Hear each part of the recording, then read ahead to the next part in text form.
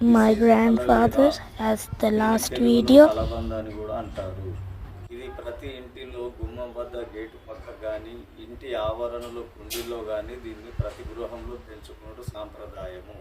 అలా పెంచుకోవడం వల్ల ఏంటి అంటే ఇంటికి తగిలే నరదృష్టి కానీ ఇతరత్రమ శక్తులు ఏమన్నా ఉంటే ఇది నిరోధిస్తుందన్నటువంటి పూర్తి ప్రగాఢమైన విశ్వాసంతో కలబంద చెట్టును ప్రతి ఇంట్లో పెంచుకుంటారు. అదే కాకుండా ఈ కలబందతోటి ఆరోగ్యపరమైన ఆయుర్వేదిక్ నాటు వైద్యం టైపులో చూస్తే చాలా ఉపయోగాలు ఉన్నాయి. దీంతో మోకాల నొప్పులు కీళ్ళ నొప్పులు కూడా తగ్గిపోతాయి. చిన్న చిన్న అన్వాంటెడ్ చిన్న గడ్డలు అటువంటి అయినా అయితే దీన్ని వేడి చేసి ఆ గడ్డల మీద ఉంచినట్లయితే గడ్డలు కూడా అది కొన్ని గంటల లోపలనే కరిగిపోయి నార్మల్ స్థితికి వస్తుంది. అదేవిధంగా పైల్స్ గురించి బాధపడేవారు రోజు ఇందులో ఇంత భాగం రోజు దీని గుజ్జు తీసి దీని గుజ్జు తిన్నట్లయితే ఇది పైల్స్ను కూడా నిరోధించడానికి పనిచేస్తుంది. అంతేకాకుండా ఇది గుజ్జు తినడం వల్ల పైల్స్ను నిరోధించడము, బాడీలో ఉష్ణోగ్రత స్థాయిని తగ్గించి సమస్థితిలో ఉంచడానికి కోషిష్ చేస్తుంది. అంతేకాకుండా షుగర్ లెవెల్స్ను కూడా చాలా కంట్రోల్లో ఉంచుతుంది.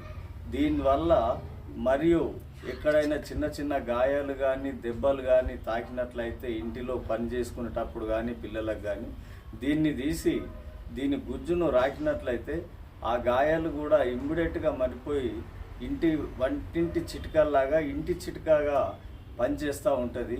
ఇన్ని విధాల మళ్ళీ అదే కాకుండా ఈ కాస్మెటిక్స్ వాటిల్లో ప్రతి దాంట్లో సోపులో కానీ కాస్మెటిక్స్ ప్రతి వస్తువులలో అలవేరా తోటి కలిపినదని చెప్పేసి అడ్వర్టైజ్మెంట్లు చూస్తుంటాము. వాటి ప్యాకేజ్ మీద కూడా అలవేరా చెట్లను చూపిస్తూ ఉంటారు.